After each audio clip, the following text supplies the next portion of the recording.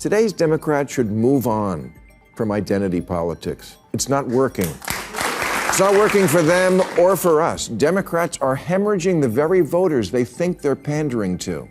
The Financial Times writes, Democrats are going backwards faster with voters of color than any other demographic, and suggests the reason is that a less racially divided America is an America where people vote more based on their beliefs than their identity.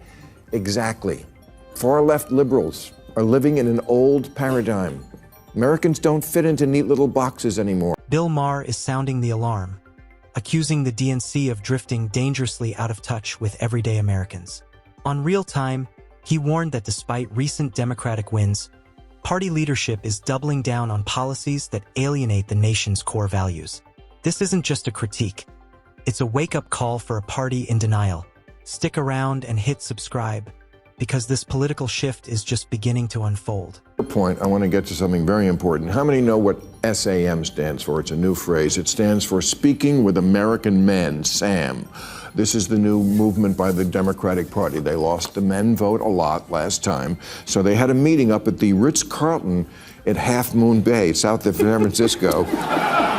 I'm not making this up, where they served mini lobster rolls and had heirloom tomato carpaccio and seared sea bass in their conclave to decide how to win back the American man. Now, look. It's because we used to have conferences at Harvard to figure out what the working class needs, and so now we're, we're moving west. You got to own who you are. I get it. These are the mini lobster roll people. Recent election data has revealed a massive red flag for the Democratic establishment. Men are vanishing from the coalition. The party is hemorrhaging male support at an alarming rate, and the reasons are hiding in plain sight. Many men now feel characterized as either a problem to be solved or entirely irrelevant to the modern progressive agenda. This narrative has sparked deep-seated resentment and a feeling of being pushed to the cultural sidelines. They didn't just complain in private. They expressed their frustration at the ballot box. While Democratic elites scramble with new outreach programs, the real question remains: do they actually understand the grievance? Elections aren't won solely on white papers. They are won on respect, identity, and the basic human need to be seen. When that acknowledgement is absent, voters will use the only leverage they have left. They had this symposium, and we got a hold of what was this is Speaking with American Men. This is a real thing that they're doing, and they have these seminars. Would you like to hear what was some of the? Okay. These are ways that they want to. Seminars that they had to try to win back the typical American male, like how to keep your liberal base while putting guns on your Christmas card. That was one that they wanted to. Best protein powder for a clean bulk, another dude conversation starters.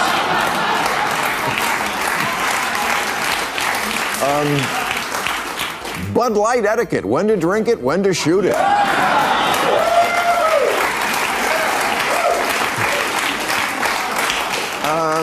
Fishing, the bizarre hobby working class men enjoy instead of pickleball. While these new talking points might sound polished in a boardroom, they are destined to fail if the DNC thinks this is the path to winning men back. Most guys aren't preoccupied with niche academic debates or superficial displays of hypermasculinity. Their concerns are grounded in the harsh reality of daily life. They are focused on career stability, navigating the crushing weight of inflation, and ensuring their families are safe and provided for. There is a profound dignity in being a provider and protector, yet many feel that role is now the butt of a joke, labeled as toxic or clueless by the media. This dismissive caricature doesn't resonate with the millions of men working grueling hours to do right by their children. They aren't looking for a trophy. They just want to stop being the villain. They want their responsibilities and their inherent masculinity respected, not treated as a secret to be ashamed of. The only scene that you're obsessed with in Titanic, hint, it has tits.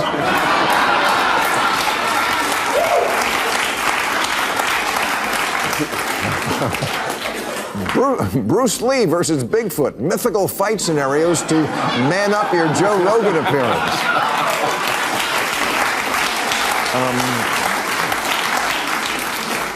Intersectionality and the importance of shutting the up about it.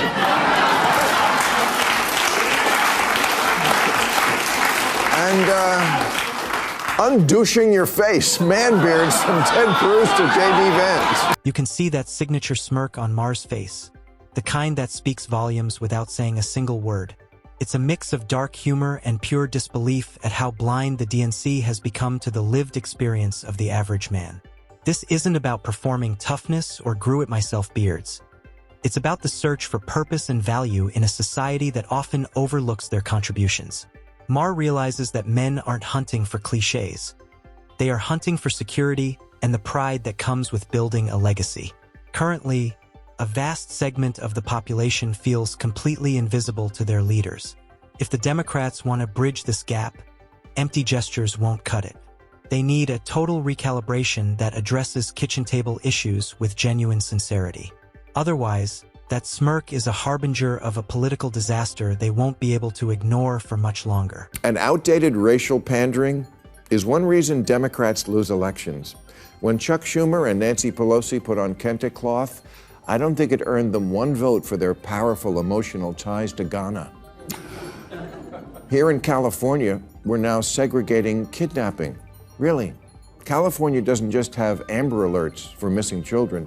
We have Ebony Alerts for black children and Feather Alerts for Native American kids. What is that? We look for them by listening on the ground.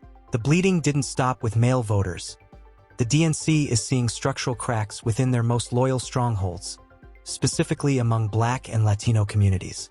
While these shifts haven't completely flipped the map yet, the trend line is undeniable and should be terrifying for the left. Trump and the GOP are making unprecedented gains in areas once considered safely democratic, and the panic is setting in. Analysts argue this is the result of a preachy messaging style that feels totally detached from the struggles of the working class. Voters are moving past simple identity politics. They are voting on the price of gas, the safety of their neighborhoods, and the hope for upward mobility. When political rhetoric feels like a symbolic performance instead of a practical solution, it loses all its teeth. Politics is ultimately a game of results. These small fractures are symptoms of a deeper fever that could lead to a total electoral collapse if left untreated. Look, even if you like identity politics, this kind of thing is antiquated. From 2010 to 2020, the number of people identifying as multiracial in America went up 276%. 1 in 5 newlyweds now are in an interracial marriage, and that number goes up to 100% in ads for Subaru. You couldn't do a remake of Guess Who's Coming to Dinner today because almost 100% of Americans approve of interracial marriage, especially with rich in-laws.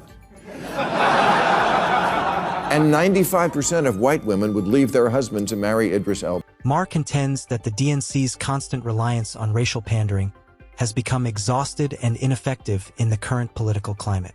Modern voters are increasingly cynical toward messages that prioritize identity over tangible quality of life improvements.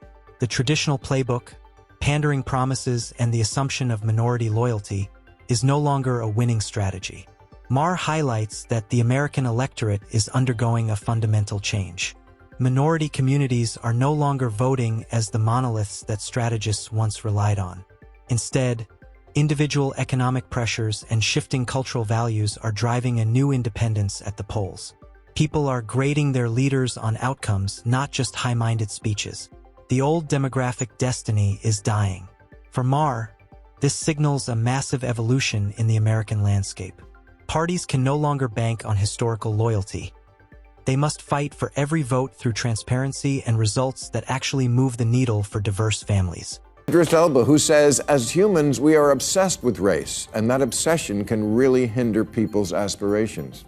Actress Raven-Symoné agrees. She told Oprah, "I'm tired of being labeled. I'm not an African American. I'm an American."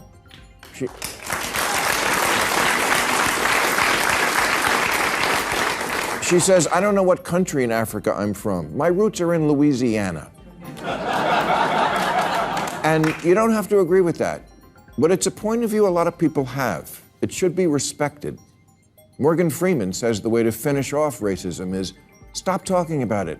I'm going to stop calling you a white man, and I'm going to ask you to stop calling me a black man.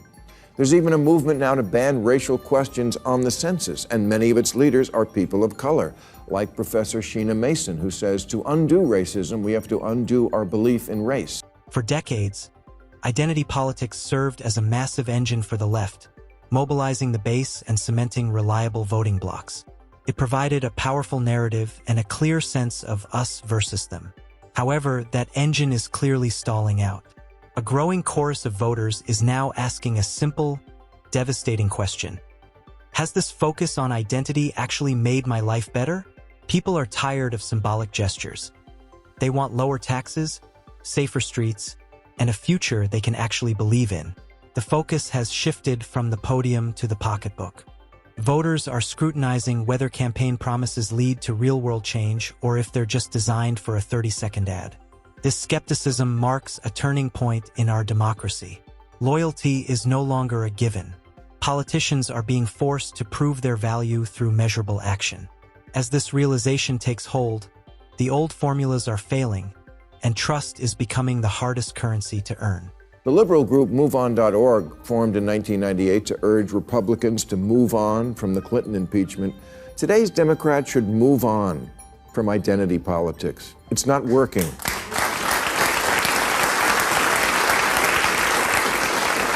It's not working for them or for us. Democrats are hemorrhaging the very voters they think they're pandering to.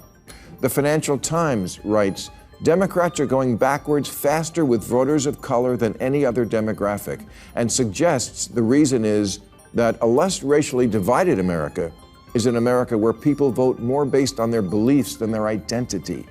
Exactly. Far-left liberals are living in an old paradigm. Americans don't fit into neat little boxes anymore. The obsession with identity politics is starting to backfire on the DNC, potentially driving away more voters than it attracts as people rebel against being reduced to a checkbox. Today's voters want to be treated as individuals with unique perspectives and values, not as statistics defined by their race or gender. There is a growing defiance against the idea that your skin color should dictate your ballot.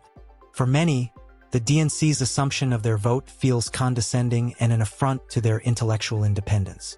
People want to evaluate a policy on its merits, not on how it fits into a specific identity narrative. They want to be persuaded, not presumed. This movement represents a deep hunger for authenticity and a demand to be respected as thinkers and citizens first.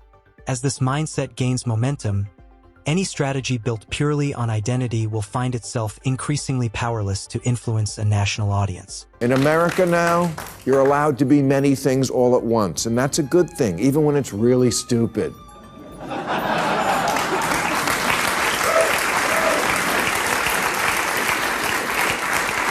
Look, we're all Jelly Roll now. We're sloppy, complicated, and contradictory. 2/3 of Republican voters support weed legalization.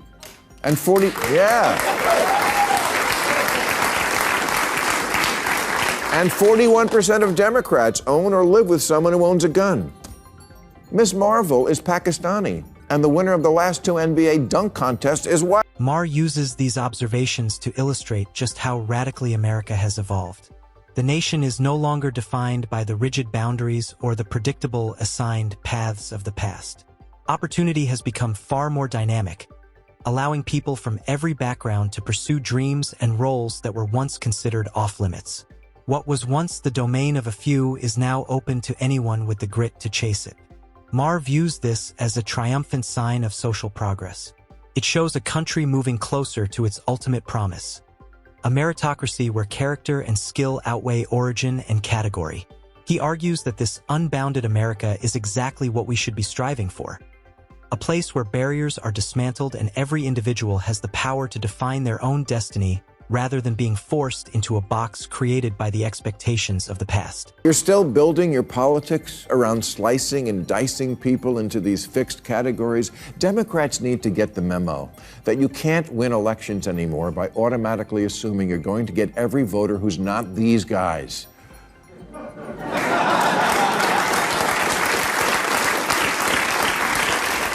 The more you obsess over identity, the more you ignore the bread and butter issues that win and lose elections. The real issue is class, not race, and the real gap is the diploma divide, and the real future of the party and maybe democracy depends on Democrats. Ultimately, Maher's message isn't about choosing a side. It's about acknowledging a new political reality. He is sounding the alarm because the foundation of the Democratic Party is crumbling. The old strategies have lost their magic. Voters are evolving, thinking for themselves, and challenging the status quo like never before. They are demanding to be treated as humans, not as predictable data points in a consultant's spreadsheet. The tension Maher describes isn't just about an election. It's about a cultural shift toward honesty and leadership that solves real problems. Economic stability, personal respect, and national unity are now the top priorities. If leaders ignore this, the voters will speak loudly where it matters most. At the voting booth. Maher's warning is clear. Change your approach or prepare for total irrelevance. And that's the reality of the situation. If you found this breakdown valuable, make sure to hit that like button and subscribe for more deep dives into the news that matters. Thanks for watching, and I'll see you in the next one.